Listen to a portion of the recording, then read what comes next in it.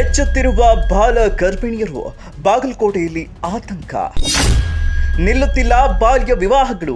ವರ್ಷದಲ್ಲಿ 889 ಬಾಲ ಗರ್ಭಿಣಿಯರು, ಹೌದು, ಕಲಿಯುವ ವಯಸ್ಸಿನಲ್ಲಿ 19 ವರ್ಷದ ಒಳಗಿನ ಹೆಣ್ಣು ಮಕ್ಕಳು ಗರ್ಭಾವಸ್ಥೆಗೆ ಬರ್ತಾ ಇರುವುದು ಆತಂಕಕಾರಿ ವಿಷಯ. ಈ ಬಾಲ ಗರ್ಭಿಣಿಯರು ಸಂಖ್ಯೆಯು ರಾಜ್ಯಾದ್ಯಂತ ಹೆಚ್ಚುತ್ತಿದ್ದು, ಅದರಲ್ಲೂ ಬಾಗಲಕೋಟೆ ಜಿಲ್ಲೆಯಲ್ಲಿ ಒಂದೇ ವರ್ಷ ಅಂದರೆ 2024ರಿಂದ 2025ರ ಫೆಬ್ರವರಿವರೆಗೆ ಒಟ್ಟು 889 ಬಾಲ ಗರ್ಭಿಣಿಯರು ದಾಖಲಾಗಿದ್ದು ಆತಂಕಕಾರಿ ವಿಷಯ.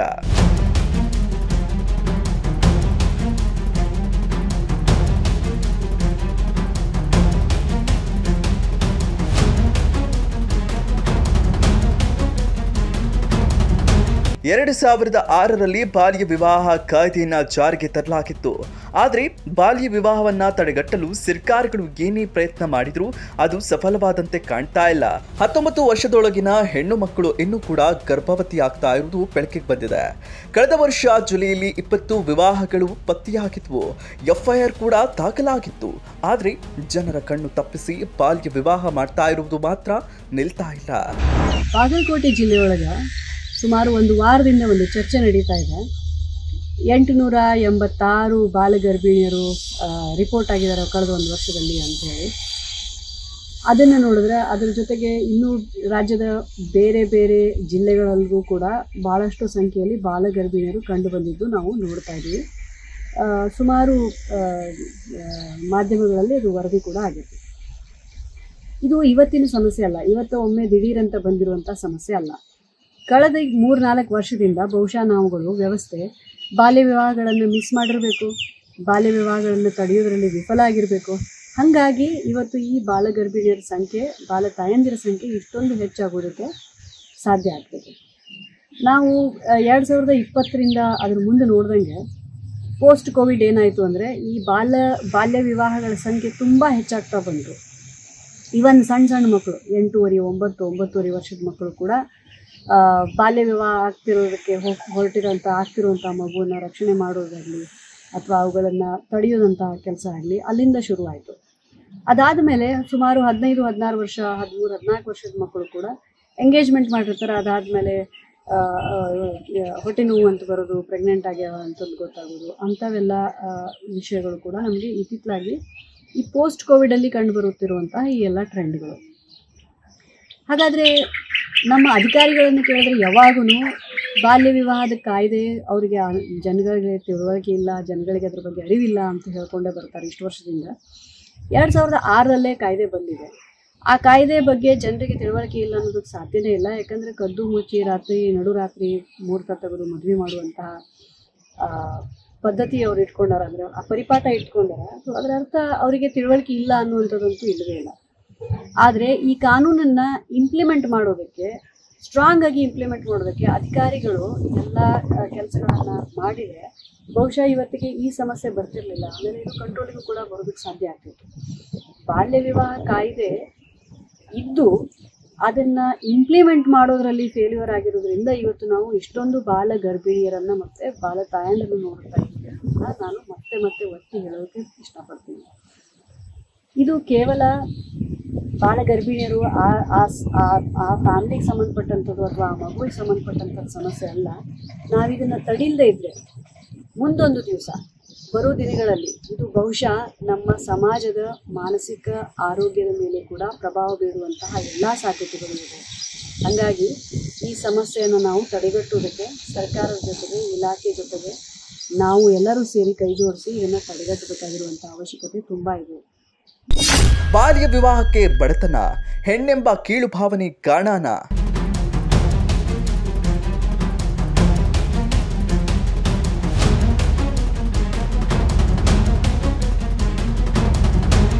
ಗ್ರಾಮೀಣ ಭಾಗದಲ್ಲಿ ಹೆಚ್ಚು ಕಂಡು ಬರ್ತಾ ಇರೋ ಬಾಲ್ಯ ವಿವಾಹ ಮತ್ತು ಬಾಲ್ಯ ಗರ್ಭಿಣಿಯರ ಕೇಸ್ಗಳು, ಇದಕ್ಕೆಲ್ಲ ಅನಕ್ಷರಸ್ಥತೆ, ಬಡತನ, ಮೂಢನಂಬಿಕೆ, ಹೆಣ್ಣೆಂಬ ಕೀಳು ಭಾವನೆಯೇ ಕಾರಣ ಎನ್ನಲಾಗ್ತಾ ಇದೆ. ಜಿಲ್ಲೆಯಲ್ಲಿ ಪ್ರಕರಣಗಳು ಹೆಚ್ಚಾಗ್ತಿದ್ದಂತೆ ಜಿಲ್ಲಾಡಳಿತ ವಿವಿಧ ಇಲಾಖೆಗಳ ಸಭೆ ಕರೆದು ಸುದೀರ್ಘ ಚರ್ಚೆ ನಡೆಸಿ ಕ್ರಮ ಕೈಗೊಂಡಿದೆ. ಬಾಲ್ಯ ವಿವಾಹ ಅನ್ನೋದು ಒಂದು ಸಾಮಾಜಿಕ ಪಿಡುಗು. ಅದರಲ್ಲಿ ನಾವು 18 ವರ್ಷದ ಒಳಗಿನ ಬಾಲಕಿ 21 ವರ್ಷದ ಒಳಗಿನ ಬಾಲಕ ಮದುವೆ ಆದಲ್ಲಿ ಬಾಲ್ಯ ವಿವಾಹ ಅಂತ ನಾವು ಪರಿಗಣಿಸ್ತೀವಿ. ಬಾಲ್ಯ ವಿವಾಹ ಹಿಂದೆಲ್ಲ ನಾವೇನಂತಿದ್ವಿ, ತೊಟ್ಲು ಮದ್ವೆ ಅಥವಾ ಗುಜ್ರಿ ಮ್ಯಾರೇಜು ಇಂಥವಕ್ಕೆಲ್ಲ ನಾವು ಅವಾಗೆಲ್ಲ ಸಣ್ಣ ಮಕ್ಕಳಿಗೆ ಏನು ತಿಳಿದೇ ಇರೋಂಥ ತಮಗೇನು ತಿಳಿಲಿಕ್ಕೆ ಗೊತ್ತಾಗೋದಿಲ್ಲ ಅಂತ ವಯಸ್ಸಿನಲ್ಲೇ ಮದುವೆ ಮಾಡ್ತಾ ಇದ್ರು. ಅವಾಗ ಅದನ್ನ ಬಾಲ್ಯ ವಿವಾಹ ಅಂತ ಹೇಳಿ ಅದೊಂದು ಬಾಲ್ಯ ವಿವಾಹ ನಿಷೇಧ ಕಾಯ್ದೆ ಅಂತ ತಗೊಂಡ್ ಬಂದು ಅಮೆಂಡ್ಮೆಂಟ್ ಆಯ್ತು 2016ರಲ್ಲಿ. ಬಟ್ ಈಗ ನಾವು ನೋಡ್ತಾ ಹೋದ್ರೆ ನಮ್ಮ ಆ ಕಾನ್ಸೆಪ್ಟಿಗೂ ಈಗಿನ ನಡೀತಾ ಇರೋ ಬಾಲ್ಯ ವಿವಾಹ ಕಾನ್ಸೆಪ್ಟಿಗೂ ಸ್ವಲ್ಪ ವ್ಯತ್ಯಾಸ ಕಂಡು ಬಂದಿದೆ. ಈಗಿನವರೆಲ್ಲ ಆಲ್ಮೋಸ್ಟ್ 16 ವರ್ಷ 17 ವರ್ಷ ಈ ವಯಸ್ಸಿನವರು ಬಾಲ್ಯ ವಿವಾಹಕ್ಕೆ ಒಳಗಾಗ್ತಾ ಇದ್ದಾರೆ. ಇದು ಮೇನ್ಲಿ ಬಿಕಾಸ್ ಆಫ್ ಮೀಡಿಯಾ ಇರ್ಬೋದು ಅಥವಾ ಅಂದ್ರೆ like mobile mainly because of mobile internet ಇದನ್ನ ನೋಡ್ಬಿಟ್ಟು ಮಕ್ಕಳಿಗೆಲ್ಲ ಆ ಏಜ್ ಅಲ್ಲಿ 16-17 ವಯಸ್ಸಲ್ಲಿ ಮಕ್ಕಳಿಗೆ one type of infatuation attraction ಇರುತ್ತೆ. ಸೊ ಈ ಏಜ್ನವರೇ ಜಾಸ್ತಿ, ಇವನ್ ಪೋಕ್ಸೋಗಾಯ್ತು, ಚೈಲ್ಡ್ ಮ್ಯಾರೇಜ್ ಆಯ್ತು, ಈ ಏಜ್ನವರೇ ಜಾಸ್ತಿ ಅಟ್ರಾಕ್ಟ್ ಆಗಿದ್ದಾರೆ. ನಮ್ಮ ಜಿಲ್ಲೆಯಲ್ಲಿ ಈ ವರ್ಷ 2025 ಜನವರಿಯಿಂದ 67 ಬಾಲ್ಯ ವಿವಾಹ ಪ್ರಕರಣಗಳು ದೂರು ಸ್ವೀಕರಿಸಿದೀವಿ. ಅದರಲ್ಲಿ 2 FIR ಆಗಿದ್ದಾವೆ, ಇನ್ನೆರಡು FIR ಪ್ರೋಸೆಸ್ ಅಲ್ಲಿ ಇದಾವೆ. ಇಲಾಖೆಯವರು ನಿರ್ವಹಿಸುವಂತ RCH ಪೋರ್ಟಲ್ ಅಲ್ಲಿ 889 ಬಾಲ್ಯ ವಿವಾಹ ಇದಾವೆ ಅಂತ ಪತ್ರಿಕೆಯಲ್ಲಿ ಪ್ರಕಟಣೆ ಆಯ್ತು DCCO ಮೀಟಿಂಗ್ ಅಲ್ಲಿ. ಬಟ್ ಅದನ್ನ ನಾವು ಇಷ್ಟು ಹೆಂಗೆ ಸಾಧ್ಯ, ನಮ್ಮ ಜಿಲ್ಲೆಯಲ್ಲಿ 889 ಹೆಂಗೆ ಸಾಧ್ಯ ಅಂತ ಹೇಳಿ ನಾನು RCH ಪೋರ್ಟಲ್ ಲೈನ್ ಲಿಸ್ಟ್ ಅನ್ನ ಆರೋಗ್ಯ ಇಲಾಖೆಯವರಿಂದ ನಾನು ಅದನ್ನ ಮೇಲ್ ಮಾಡಿಸ್ಕೊಂಡು ಆ ಲೈನ್ ಲಿಸ್ಟ್ ನ ಸಾರ್ಟ್ ಔಟ್ ಮಾಡಿ ನಾನು ನೋಡಿದಾಗ ಮತ್ತೆ ಅವ್ರ ಜೊತೆ ಚರ್ಚೆನೂ ಕೂಡ ಮಾಡಿದೆ RCH DHO ಮತ್ತೆ RCHO ಹತ್ರ. ಅವ್ರು ಹೇಳೋ ಪ್ರಕಾರ 19 ಅಂದ್ರೆ ಟೀನ್ ಅನ್ನ ಏನು TEEN ಅನ್ನ ಏನ್ ಬರುತ್ತೋ ಅಲ್ಲಿವರೆಗೂ ಅವರು ಅದನ್ನ ಗರ್ಭಿಣಿಯರು ಅಂತ ಹಾಕ್ತಾರೆ and they take it as ಬಾಲ ಗರ್ಭಿಣಿಯರು ಅಂತ. ಬಟ್ ನಮ್ ಪ್ರಕಾರ ನಾವು 18 ವರ್ಷದ ಒಳಗಿನವ್ರಿಗೆ ಬಾಲ ಗರ್ಭಿಣಿಯರು ಅಂತ ತಗೊಂಡು ಆ ಲೈನ್ ಲಿಸ್ಟ್ ನ ಸಾರ್ಟ್ ಔಟ್ ಮಾಡಿ ನಾವು ಅದೆಲ್ಲ ಡೇಟಾ ಲೈನ್ ಲಿಸ್ಟ್ ನ ಸಾರ್ಟ್ ಔಟ್ ಮಾಡಿದಾಗ ನಮಗೆ ಗೊತ್ತಾಗಿತ್ತು 88 ಬಾಲ ಗರ್ಭಿಣಿಯರು ಅಂಕಿ ಸಂಖ್ಯೆ ನಮ್ಗೆ ಬಂತು. ನಾನು ಅದನ್ನ ತಾಲೂಕಾ ವೈಸು ನಮ್ಮ ತಾಲೂಕಾ ಮಕ್ಕಳ ರಕ್ಷಣಾ ಅಧಿಕಾರಿ ಅಂತ ಇರ್ತಾರೆ, ನಮ್ಮ ಶಿಶು ಅಭಿವೃದ್ಧಿ ಯೋಜನಾ ಅಧಿಕಾರಿಗಳೇ ತಾಲೂಕಾ ಮಕ್ಕಳ ರಕ್ಷಣಾಧಿಕಾರಿಗಳು. ಅವರಿಗೆ ನಾನು ಆ ಲೈನ್ ಲಿಸ್ಟ್ ನ ರವಾನಿಸಿ ತಾಲೂಕಾ ವೈಸ್ ಅವರಿಗೆ ರವಾನಿಸಿ ನೀವು ಫೀಲ್ಡ್ ವಿಸಿಟ್ ಮಾಡಿ, ಪ್ರತಿಯೊಂದು ಮನೆ ಬಿಡದೆ ಫೀಲ್ಡ್ ವಿಸಿಟ್ ಮಾಡಿ ವಾಸ್ತವ ಏನಿದೆ, ಬಾಲ ಗರ್ಭಿಣಿ ಇದ್ದಾಳೋ ಇಲ್ಲೋ ಅನ್ನೋದನ್ನ ನಂಗೆ ಅನುಪಾಲನಾ ವರದಿ ಕೊಡಿ ಅಂತ ಹೇಳಿ ಇದನ್ನ ಪ್ರಾಯೋಗಿಕವಾಗಿ ನಾನು ನಮ್ಮ ಮಾನ್ಯ ಜಿಲ್ಲಾಧಿಕಾರಿಗಳ ಮೇಡಮ್ ಜೊತೆ ಮಾತಾಡಿದ್ದೆ, ಡಿಸ್ಕಸ್ ಮಾಡಿದ್ದೆ. ಸೊ ಅವ್ರು ಹೆಂಗೆ ನಂಗೆ ಆದೇಶ ಮಾಡಿದ್ರು ಅದ್ರ ಪ್ರಕಾರ ನಾನು ನಮ್ಮ ತಾಲೂಕಾ ಶಿಶು ಅಭಿವೃದ್ಧಿ ಯೋಜನಾಧಿಕಾರಿಗಳಿಂದ ಮಾಹಿತಿ ತಗೊಂಡ್ಮೇಲೆ ನನಗೆ ಅವ್ರು ಕೊಟ್ಟಿರೋ ಮಾಹಿತಿ ಪ್ರಕಾರ ನನ್ನ ಜಿಲ್ಲೆಯಲ್ಲಿ 18 ವರ್ಷದ ಒಳಗಿನ ಬಾಲ ಗರ್ಭಿಣಿಯರು ಬರೀ 6 ಜನ ಅಷ್ಟೇ ಸಿಕ್ಕರು. ಅದರಲ್ಲಿ ಇಬ್ಬರಿಗೆ ಆಲ್ರೆಡಿ FIR ಆಗಿದೆ, ಇಬ್ಬರದು ಡೆಲಿವರಿ ಆಗಿದೆ, ಇಬ್ರು ಜುಲೈ ತಿಂಗಳಲ್ಲಿ ಡ್ಯೂ ಡೇಟಿಗೆ ಇದ್ರು. ಇನ್ನ 55 ಜನ ನನಗೆ ಅಬೋ 18 ಇಯರ್ಸ್ 18 ವರ್ಷ ತುಂಬಿದ ಬಾಲ ಗರ್ಭಿಣಿಯರು ಅಂತ ಅವ್ರು ತಗೊಂಡಿದ್ದಾರೆ. ಬಟ್ 18 ವರ್ಷ ಆಗಿರೋ ಡೇಟಾ ನನಗೆ ಸಿಕ್ಕಿದೆ.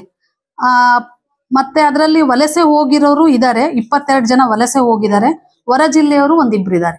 ಸೊ ಹಂಗ ನೋಡಿದ್ರೆ ನಮ್ಮ ಜಿಲ್ಲೆಯಲ್ಲಿ ಹೋದ ವರ್ಷ ಬಂದಿರೋ ಬಾಲ ಗರ್ಭಿಣಿಯರು 6 ಮಾತ್ರ. ಲ್ಲಿ ಯಾವುದು ಆತರ ಬಾಲ ಗರ್ಭಿಣಿ ಬಂದ್ರೆ ಅವರು ತಗೊಳಲ್ಲ ಸರ್, ಅವರಿಗೆ ಸ್ಟ್ರಿಕ್ಟ್ ಆಗಿ ಹೇಳಿದ್ದಾರೆ. ಸೊ ಅವರಿಗೆ ಅಲ್ಲಿ ಯಾವ್ದು ತಗೊಳಲ್ಲ, ಹಂಗೇನಾರ ಬಂದ್ರೆ ಅವರು ಡಿಸ್ಟ್ರಿಕ್ಟ್ ಹಾಸ್ಪಿಟ್ಲಿಗೆ ರೆಫರ್ ಮಾಡ್ತಾರೆ. ಈಗ ನಿಮ್ಮ ಅಧಿಕಾರಿಗಳೇ ಈ ರೀತಿ ವರದಿ ಕೊಟ್ಟಿರೋದು, ಇದಕ್ಕೆ ಏನ್ ಹೇಳಕ್ ಇಷ್ಟಪಡ್ತೀರಾ? ಪ್ರೈವೇಟ್ ಹಾಸ್ಪಿಟಲ್ ಅಲ್ಲಿ ಯಾವ್ದು ಆತರ ಇಲ್ಲ. DHO ಅವರೇ ಕೊಟ್ಟಿರ್ತಕ್ಕಂತ ವರದಿ ಇದು. ಈ ವರದಿಗೆ 888 ಇರುವಂತದ್ದು, ಅದರಲ್ಲಿ ನೀವು ಹೇಳಿರೋದು ಓನ್ಲಿ 88. ಅವರು ವರದಿ ಪ್ರಕಾರ ಅವ್ರು ಏನ್ ಮಾಡ್ತಾರಂತೆ, ಮದರ್ಸ್ ಡೇ ಅವ್ರ ಪೋರ್ಟಲ್ ಅಲ್ಲಿ ತಾಯಿಯ ಡೇಟ್ ಆಫ್ ಬರ್ತ್ ಅಂತ ಇದೆ, ಮದರ್ಸ್ ಡೇಟ್ ಆಫ್ ಬರ್ತ್ ಅಂತ. ಅದರಲ್ಲಿ ಸುಮಾರು ಡೇಟ್ ಆಫ್ ಬರ್ತ್ ಅವ್ರು ತಪ್ಪಾಗಿ ನಮೂದಿಸಿದ್ದಾರೆ. ನಾವು ಅದಕ್ಕೆ ತಕ್ಕಂಗೆ ಅವ್ರು ಖುದ್ದಾಗಿ ಅವ್ರ ANM ಮತ್ತೆ ಆಶಾ ಜೊತೆನೂ ನಾವು ದೂರವಾಣಿ ಮುಖಾಂತರ ನಾನು ನನ್ನ ಸ್ಟಾಫ್ ನಾವೇ ಪರ್ಸನಲಿ ಕುತ್ಕೊಂಡು ಮಾತಾಡಿದಾಗ ನಮಗೆ ಕಂಡು ಬಂದಿದ್ದು ಏನು ಅಂದ್ರೆ ಮದರ್ಸ್ ಡೇಟ್ ಆಫ್ ಬರ್ತ್ ಅನ್ನ ಅವ್ರು ಸುಮಾರು ತಪ್ಪು ಮಾಡಿದ್ದಾರೆ. ತಪ್ಪು ಹಾಕಿರೋದ್ರಿಂದ ಇವನ್ ಒಂದು 9 ವರ್ಷದ ಹುಡುಗಿನೂ ಕೂಡ ಬಾಲ ಗರ್ಭಿಣಿ ಅಂತ ಅವ್ರ ಪೋರ್ಟಲ್ ಅಲ್ಲಿ ತೋರಿಸಿದ್ದಾರೆ. ಬಟ್ ಅದನ್ನ ನಾವು ಅವ್ರ ಆಧಾರ್ ಕಾರ್ಡು ಅವ್ರ ನೀವೇನ್ ತಗೊಂಡಿದ್ರಿ ಡಾಕ್ಯುಮೆಂಟ್ ಅದ ನಮಗೆ ಕೊಡಿ ಅಂದಾಗ ಅವರು ನನಗೆ ವಾಟ್ಸಪ್ ಮುಖೇನ ಹಾಕಿದ್ರು. ಅದ್ರ ನೋಡಿದ್ರೆ ಅವಳು 32 ವರ್ಷ. ಸೊ ಒಂದು 32 ವರ್ಷದ ಹೆಣ್ಮಗಳನ್ನ 9 ವರ್ಷ ಅಂತ ತೋರಿಸಿ ಅವಳನ್ನ ಬಾಲ ಗರ್ಭಿಣಿ ಅಂತ ಕನ್ಸಿಡರ್ ಆಗಿದೆ. ಅದು ತಪ್ಪು ಮಾಹಿತಿ ಇದೆ ಸರ್. ಅದಕ್ಕೆ ಅವರ ಆರೋಗ್ಯ ಇಲಾಖೆಯವರು ಸ್ವಲ್ಪ ಪೋರ್ಟಲ್ ಅಲ್ಲಿ ಮಾಹಿತಿ ಹಾಕುವಾಗ, ಗರ್ಭಿಣಿಯರ ಮಾಹಿತಿ ಹಾಕುವಾಗ ಸ್ವಲ್ಪ ನಿಧಾನವಾಗಿ ಒಂದಿನ ಬಿಟ್ಟು ಇನ್ನೊಂದ್ ದಿನ ಅವ್ರ ಹತ್ರ ಕರೆಕ್ಟ್ ಆಗಿ ಡೇಟ್ ಆಫ್ ಬರ್ತ್ ಸರ್ಟಿಫಿಕೇಟು ಅಥವಾ ಶಾಲಾ ಸರ್ಟಿಫಿಕೇಟು ತಗೊಂಡು ಹಾಕಿದ್ರೆ ಉತ್ತಮ ಅಂತ ನನ್ನ ಅಭಿಪ್ರಾಯ. ಇನ್ನಷ್ಟು ಅಪ್ಡೇಟ್ಗಳಿಗಾಗಿ ಫಾಲೋ ಮಾಡಿ ವಿಜಯ ಧ್ವನಿ ನ್ಯೂಸ್.